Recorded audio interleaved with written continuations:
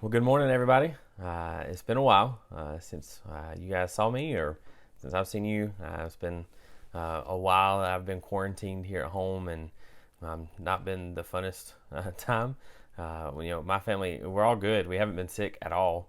One of my kids tested positive for COVID last week, and she had symptoms like a fever and a headache for like 24 hours maybe. And that was it. And nobody else has been sick. She's been fine since then. But these lovely rules from the CDC and the school system and all that, we have to quarantine. But thankfully, we're almost done. This is our last week of being quarantined, so I'll be back next week. Definitely missing being with you guys and teaching and hanging out in class. But we'll be back next week. So, one quick announcement.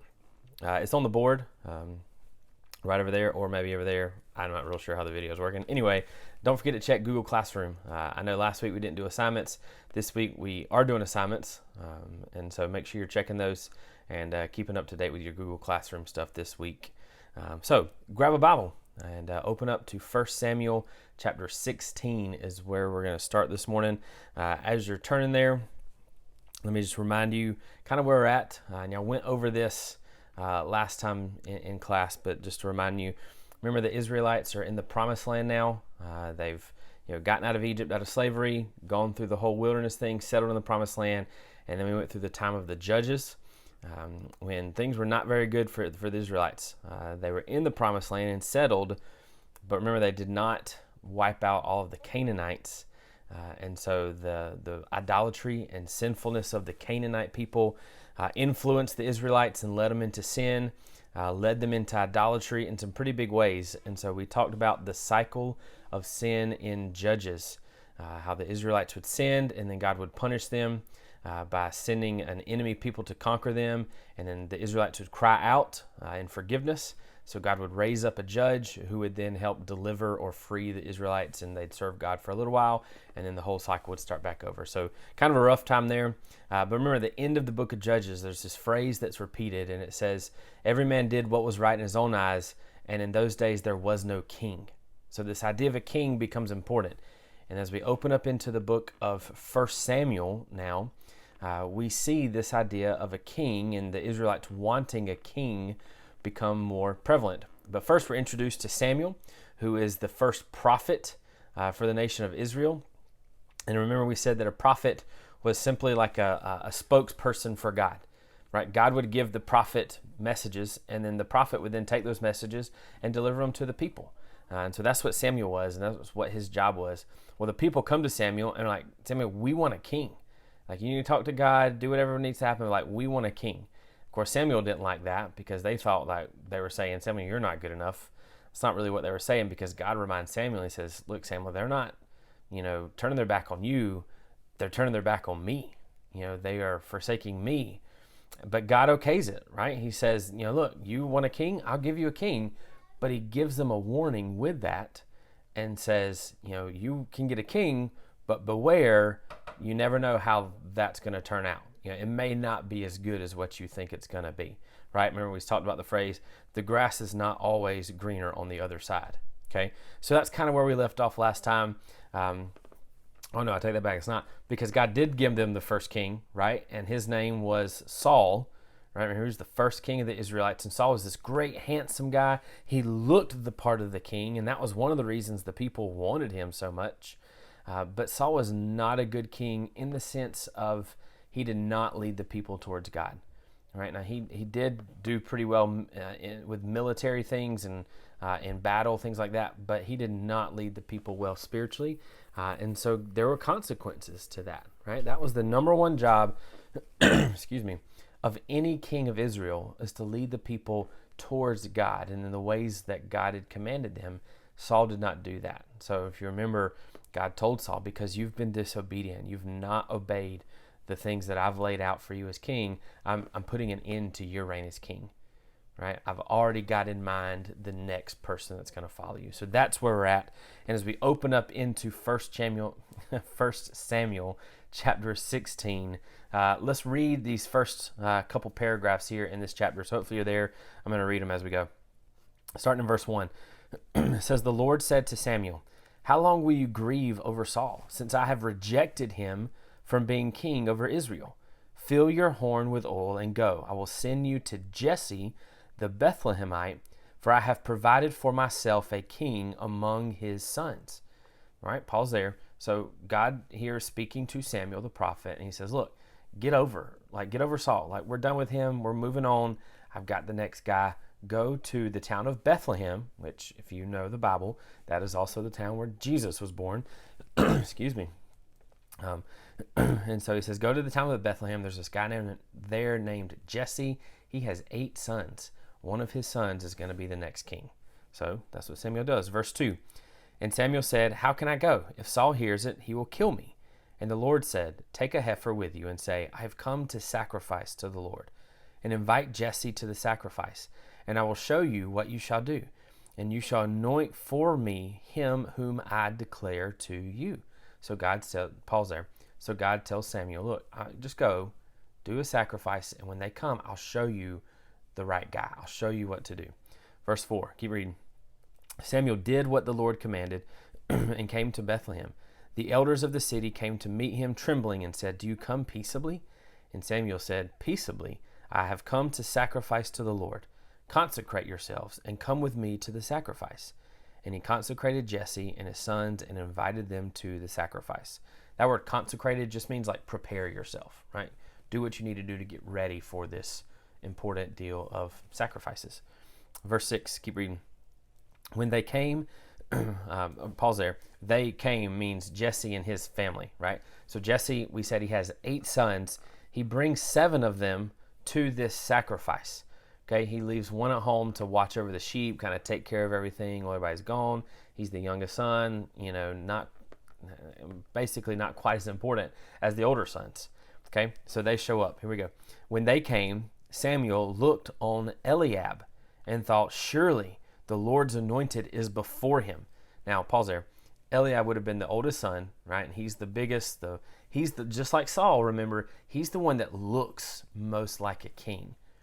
But as we're gonna see here in just a second, God doesn't really care about how they look. That didn't work out so well with Saul. Saul looked the part of the king, but his heart was not right. That's the main thing here. So keep reading. Look what God says. So Samuel said, and when he looked on Eliab, surely the Lord's anointed is before him. Verse 7, but the Lord said to Samuel, do not look on his appearance or on the height of his stature, because I have rejected him. For the Lord sees not as man sees. Man looks at the outward appearance, but the Lord looks at the heart. Pause there. And that's a huge verse, right? That is probably one of the most famous verses in this whole book, in this whole thing that's happening here is God saying, look, I don't focus on the outward stuff. Like you humans, people, like that's what you see. You see the outward stuff. God's like, no, like the outward stuff really doesn't matter to me. What matters to me is the heart, is who you are on the inside, right? Who you really are as a person, not what you look like. And I care about the heart. That has a ton of application even for us today, right? It doesn't matter what we look like on the outside. Doesn't matter even necessarily for God. It's so much of how we act as much as it matters of our heart. Now, does God care about our actions? Sure, absolutely, right? But what does he care about more than that? Our heart, right? And here's the cool part is that the way our heart is usually going to determine the way our outward actions are, right? So the real focus should be on the heart. And that's what God is communicating is this message. Like, I care about the heart. I care what's on the inside, right? So for you and me, like, that needs to be our focus too. We need to focus on the inside, on our heart, on who we are there first, right? So that's what God says to Samuel. Like, look, don't worry about the outward appearance. I care about the heart, right? So he rejects the oldest. Eliab's like, nope, that's not the guy. He's not the one I want. Keep reading verse 8. Then Jesse called Abinadab and made him pass before Samuel. And God said, neither has the Lord chosen this one. Or Samuel said, God has not chosen this one. Verse 9. Then Jesse made Shammah pass by. And Samuel said, nope, neither has the Lord chosen this one. And Jesse made 7 of his sons pass before Samuel. And Samuel said to Jesse, the Lord has not chosen any of these. Verse 11, then Samuel said to Jesse, are all your sons here? And Jesse said, there remains yet the youngest, but behold, he's back home keeping the sheep. And Samuel said to Jesse, send and get him, for we will not sit down till he comes here. Verse 12, and he sent and brought him in. Pause there. So this is a guy named David. Right? David is the youngest son of Jesse. And in this particular moment, like he's the youngest. He kind of gets put on the back burner. If you remember the story of Joseph, right? Way back in the book of Genesis, we talked about Joseph. He was one of the youngest sons of Jacob. Remember, Jacob had 12 sons. Joseph was number 11, right? And if you remember the dreams that Joseph had, he had these dreams where basically he was foretelling the future where Joseph would be this king guy and all his brothers would be bound down to him. And that was like a weird thing. Like the brothers did not like that because that was such an unusual thing, right? Usually it's the older brothers that are more important, basically. The younger guys are usually like, they kind of get pushed to the back burner. The same thing is true here with David. He's the youngest son, right? So like he's probably not going to be the one that's the most important in the family when it comes to the brothers. So they leave him at home, right, to kind of take care of everything at home. Yet here again, we've seen this several times, see how God works through unusual people, unusual circumstances. So here's David showing up. Let's look what it says, verse 12. So Jesse sent and brought David in. Now David was ruddy and had beautiful eyes and was handsome, right? Like he was good looking, right? Like he was probably a strong guy. He'd been working in the field and the sheep, taking care of the flock his whole life. Like he's probably a strong guy. He's good looking. He's handsome, right? And then look what God says though, because remember, God doesn't care as much about the outside as he does the inside. God said, arise, anoint him, for this is he. Then Samuel took the horn of oil and anointed him in the midst of his brothers. Listen to this phrase. And the Spirit of the Lord rushed upon David from that day forward. And Samuel rose up and went to Ramah. Right, so here we have God anointing the next king of Israel. Right, Saul's still king, like he's still on the throne right now. But God is already preparing and anointing this next guy. His name is David. Right now, he's probably just kind of a young teenager, most likely. Maybe even a little bit younger than that at this point. And God has already said, hey, you're the next king. Right? Like that's a big deal. It's probably a big responsibility on David's shoulders. That's kind of this big moment here. But notice that last little phrase, or almost last little phrase there. And the Spirit of the Lord rushed upon David from that day forward. It's a really important phrase there, right? Because it shows like, look, God is with David. David is not just some random guy. David is like the guy out of all of Israel, potentially hundreds of thousands, if not millions of people in the nation of Israel at this point. David was the guy that God chose, right? And the Spirit of the Lord came upon David here. That's a big deal because it shows like, look, God is going to be with David. We're going to see this as we walk through the life of David. We're going to see how God is using David, how God is upon David. And it is said later of David that David was a man after God's own heart. And we're seeing the beginnings of that here. Okay. So David is anointed as the next king. All right. Flip over to chapter 17 of 1 Samuel now. If you have grown up in church, probably one of the most famous Bible stories ever that probably everybody knows, or at least has heard of, even if you've never been to church, is the story of David and Goliath. That's what chapter 17 is about, and we're going to look at that real quick. So here's what I want you to do. I want you to pause this video, if you will, and class, take a few minutes and read through chapter 17. It's not super long. Read through the story of David and Goliath, and then I'll come back on and we'll talk about it for just a few more minutes. So pause the video right now.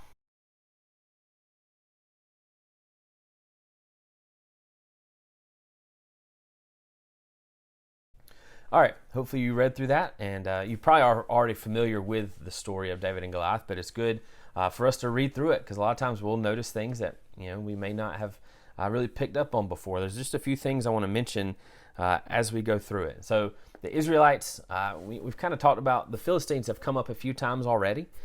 Philistines were one of the enemies of the Israelite people. They lived in the surrounding area around where the Israelites lived. So they were all the time doing battle. If you remember the story of Samson, right? Samson battled the Philistines and things like that. So the Israelites and the Philistines are going in this big battle, right? And most likely they're kind of on this in this valley area, right? Philistines are on one side, Israelites on the other side, and they would meet in the middle for battle.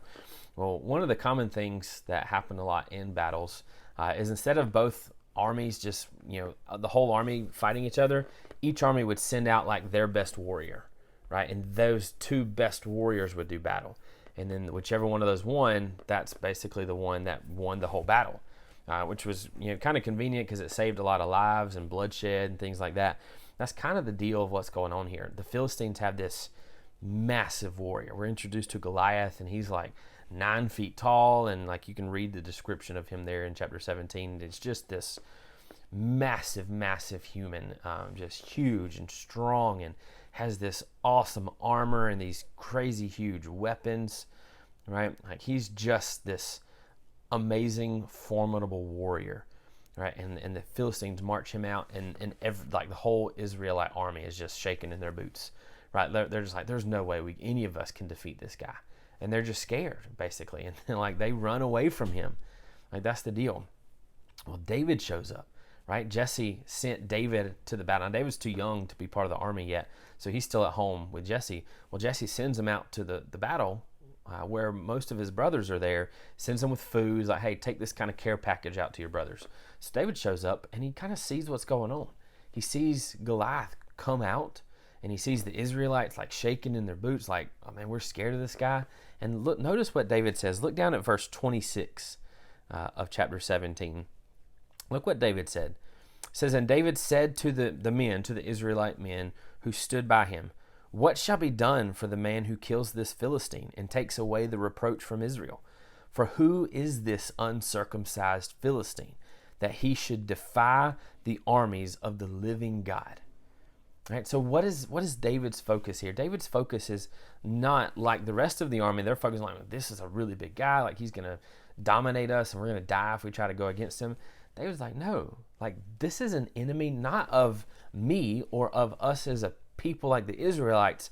This is an enemy of God, right? Like we are not just this normal army, right? We are the army of God. We are God's chosen people, right? And this guy is not standing against us as an army, as a warrior. He is standing against God himself. So David kind of has the right focus here. Whereas all the other Israelites had forgotten this. They were so focused on themselves as the army, on the huge guy standing in front of them. They had forgotten that they were God's chosen people. But David doesn't, right? Because his focus was on God. He was a man after God's own heart. And so he talks to his brother. David finally convinces Saul, the king, to let him go out and battle this guy Goliath. And so he tries on, like, I think it was some of Saul's armor. He tries on some of that and is like, no, this ain't working. Like, this is just too big. I can't do this. I haven't used this before. I haven't tested it.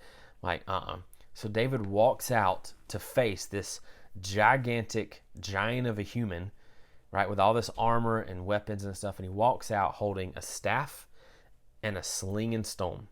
Now, when we think of a sling and stone, typically we would think of like a slingshot, but that's not really what they had back then. Here's a picture of what they would have had. All right, this is a sling. You notice the two kind of straps there, the two ends that kind of go out, and then you have the pouch there in the middle where you would put the rock in. So you'd hold both ends of that thing and you'd sling that thing around, like swing it around your head or on the side. You get it swinging super fast, and then you let go of one end of that. Right, you hold on to one end and let go of the other end, and that stone or whatever you had in the pouch would go flying out. Now, back then, like, this was a formidable weapon. Like, if you and I were to try to pick up one of those and use it right now, we'd be terrible at it, right? Like, we probably couldn't use that thing, worth anything. But those guys back then, especially those young boys, like, man, they were amazing with these things. Like, they could sling that rock, like, crazy hard, crazy fast, and they could be super accurate with it. Right, like this was a pretty formidable weapon, even though it doesn't look like much. They could be pretty deadly with these things. Now, going out with just this versus this giant Goliath, this super tall man that has this great armor, like, yeah, probably not the best idea. But David does. But the question is, why? Why does David do that? right? Well, look at this exchange, this verbal exchange that happens between David and Goliath. Look down into verse 43. So David walks out, little kid, right, compared to all these other warriors, especially compared to Goliath. Short little runt, no armor, a wooden staff, and a sling with some stones versus Goliath. And so look at verse 43. It says, "And the Philistine, Goliath, said to David, 'Am I a dog that you come to me with sticks?' And the Philistine cursed David by his gods. The Philistine said to David, 'Come to me, and I will give your flesh to the birds of the air and to the beasts of the field.'" But look at David's response. I love this. "Then David said to the Philistine, 'You come to me with a sword and with a spear and with a javelin, but I come to you in the name of the Lord of hosts, the God of the armies of Israel, whom you have defied. This day the Lord will deliver you into my hand, and I will strike you down and cut off your head, and I will give the dead bodies of the host of the Philistines this day to the birds of the air and to the wild beasts of the earth, that all the earth may know that there is a God in Israel, and that all this assembly may know that the Lord saves not with the sword and spear. For the battle is the Lord's, and he will give you into our hand." Whew. Like, man, like that's one of the, in movies when the main character gives this great speech like before a battle. Like, have you ever seen Lord of the Rings? Man, there are several great speeches that are given in the Lord of the Rings movies. Like, that's what this moment is. Like, I always picture, like, if this is a movie, like, this is like that dramatic music is playing in the background, and David is just like, man, like, this is good. But notice, what is David's focus here? David didn't walk out there like, I'm awesome, I'm like the champion sling thrower, and I'm going to take down this giant Goliath because I'm so awesome.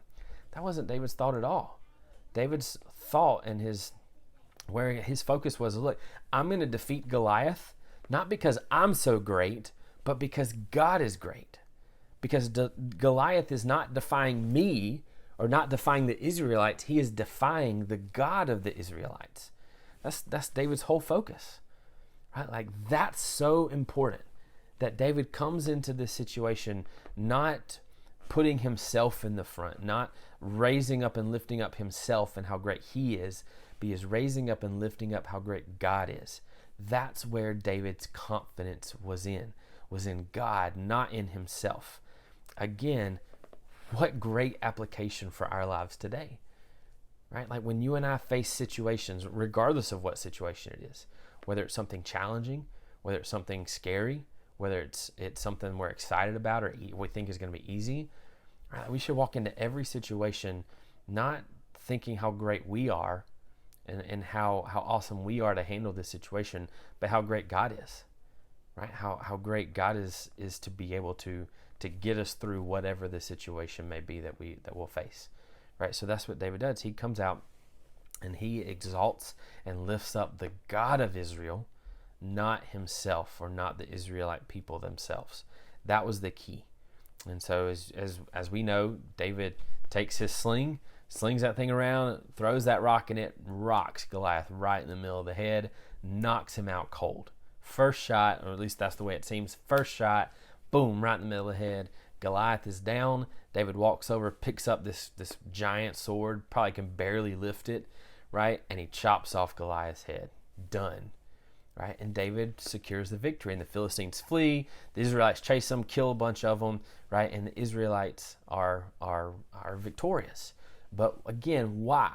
Not because they were great warriors, not even because David was a great warrior, but because God had given them the victory. It was much like when they were taking over the promised land. Remember, any victory they had under Joshua was because they were obedient to God, not because they were great warriors. Same thing here. God gives them victory, not because they're great warriors, but because he decided that they should have victory here. And then because David pointed the way towards God. David exalted God and put God first, and that's why God gave them victory. Right, and so we're seeing a trend here with David, or at least we're seeing this here and now in this situation, is that David is putting God first. And remember, David is the next king. And remember what I said, what is the most important thing for the kings of Israel to do? It's to point the people to God first and foremost above everything, right? And we're already seeing that in David. Now, of course, David's not the king yet. He's still just this little teenage boy. Nobody knows him, at least not before this. Now everybody knows him. David's still this little teenage boy, yet we're already seeing his desire to pursue God. We're already seeing that he is becoming a man after God's own heart, right? A man that puts God first, right? Even, and we're going to see is when he becomes king, for the most part, like that's what he does. Like he leads the people well in following God first and foremost, right? But we're not quite there yet. We're going to wrap this up for today. I think that's probably enough to get us through today. So David is not king yet, but he's getting there. And we're seeing him come on the scene more. We're seeing him become more and more popular, more and more well-known throughout the land through this victory that he gives the Israelites with Goliath. But first and foremost, we're seeing that David is a man after God's own heart. We're seeing that David focuses on God first. He puts God first above everything else. And that's exactly what he needs to do as this future king of Israel. So I hope you guys have a great rest of your day. Don't forget to check your Google Classrooms. If you're watching this on Wednesday, there'll be another video like this for you on Friday. If you're watching this on Thursday, I will be back on Tuesday. And so you only have to watch one of these videos. But you guys have a great long weekend. Remember, Monday you have off from school. And so have a great long weekend. And I'll either see you by video on Friday or I'll see you in person on Tuesday. You guys have a great day. Bye.